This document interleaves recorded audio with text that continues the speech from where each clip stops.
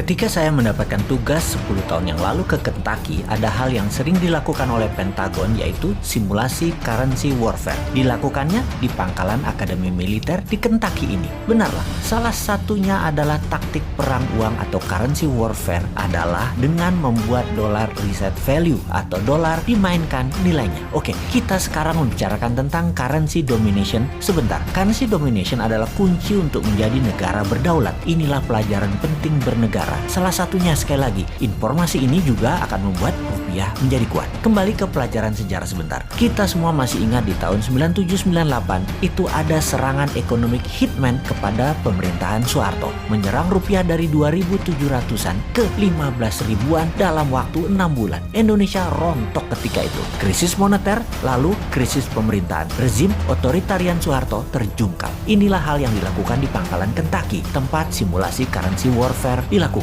Anda seperti saya kala itu akan tegang bagaimana simulasi yang mereka lakukan ini semua dengan perhitungan matematik yang rinci, detail, dan jelimet. Mereka melakukannya sekali lagi yang namanya dollar reset value. Simulasinya banyak ragam, dimana ketika saya hadir waktu itu mereka mensimulasikannya adalah mereka menaikkan nilai dolar 30% dari nilai saat ini. Misalnya 1 dolar adalah 14.500 rupiah, dibuat 1 dolar 20.000 rupiah. Jadi Indonesia yang memiliki hutang dalam dolar sekitar 450 billion dolar atau sekitar 6.000 triliun rupiah mendadak dalam sekejap hutangnya jadi 9.000 triliun rupiah. Bangkrut itu pemerintah dalam seketika kalau hal itu dilakukan, yaitu dolar nilainya dinaikkan 30%. Lalu dalam layar simulasi ada nilai currency dolar terhadap 190 negara di dunia. Dilihat apa yang terjadi, bagaimana dengan negara Singapura, bagaimana dengan Jepang, bagaimana dengan negara Eropa, bagaimana dengan Tiongkok, dan lain sebagainya. Menariknya, ketika dolar dinaikkan 30%, Tiongkok tidak rubuh. Cadangan devisa mereka walau ada dolar, namun gold di Tiongkok kuat dan banyak. Juga yuan dipakai di beberapa negara mitra mereka membuat Tiongkok kuat. Simulasi kedua, nilai dolar dijatuhkan 50%. Ekspor barang Indonesia dalam dolar jadi hancur. Indonesia rubuh juga. Dalam bahasa Lemhanasnya adalah fail state. Dan hebatnya lagi, Tiongkok tidak rubuh ketika dolar dilemahkan 50%. Simulasi berikutnya yaitu dolar di-cut 80% alias tinggal 20%. Ternyata Tiongkok juga tidak lumpuh. Pokoknya di harga dolar berapapun Tiongkok kuat, bahkan Amerika yang rugi. Menariknya, Indonesia di level turun 20%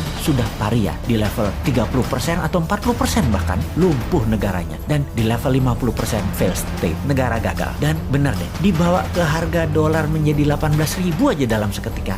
Biar pemerintah Indonesia. Sekedar mengingatkan, yang rubuh pemerintahnya ya, bukan negaranya loh ya. Oke, itu adalah salah satu di antara banyak informasi di Kentucky. Apalagi oleh-oleh dari Kentucky, pangkalan dan akademi militernya keren abis. Tempat latihan fisiknya, latihan baris berbarisnya, latihan jungle survivalnya, pelatih-pelatihnya world class semua. Dan ketika summer, anak-anak remaja digojlok di summer camp, dibuat kekinian pusat pendidikannya. Suara musik, bernyanyi, api unggun, sharing, kegiatan olahraga, hobi, semua berubah menjadi tempat yang seru bagi anak remaja dengan disiplin militer yang tinggi. Masuk pendaftarannya bahkan ngantri sampai berbulan-bulan, dibatasi kepesertaan anggota demi hasil maksimum. Sungguh pengalaman di Kentucky tersebut saya akan bawa ke tim camp kita di Millionaire Teen Bootcamp 2021 ini. Lengkap dengan pelatih anggota pasukan khusus yang memang elit dan terbaik yang melatih anak kita. Juga tim paskibraka nasional yang akan membimbing mereka. Ditambah pelajaran bela negara oleh instruktur Lemhanas. Plus yang Millionaire program oleh Bosman. Selamat bergabung.